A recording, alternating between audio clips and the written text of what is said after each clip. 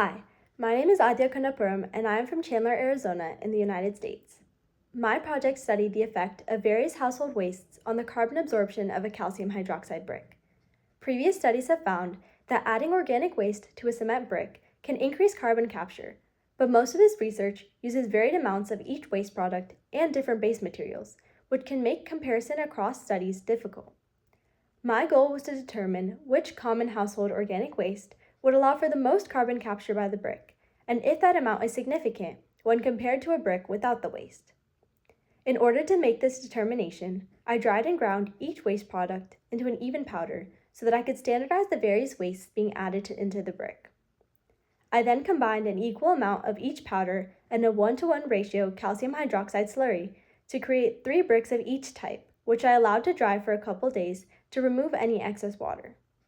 In order to measure the carbon absorption of the brick, I sealed them in a container with dry ice and a CO2 meter, tracking the change in mass of the bricks and the dry ice, along with the change in CO2 levels of the container.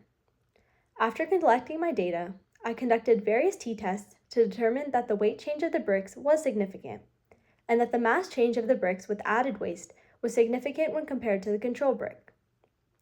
After my analysis, I was able to determine that corn was the best waste addition, as the brick absorbed 4.1291 grams of carbon dioxide, or around 0.881 grams of CO2 per gram of waste added. Although the other waste products absorb significant amounts of carbon, the corn appears to have the highest carbon absorption levels.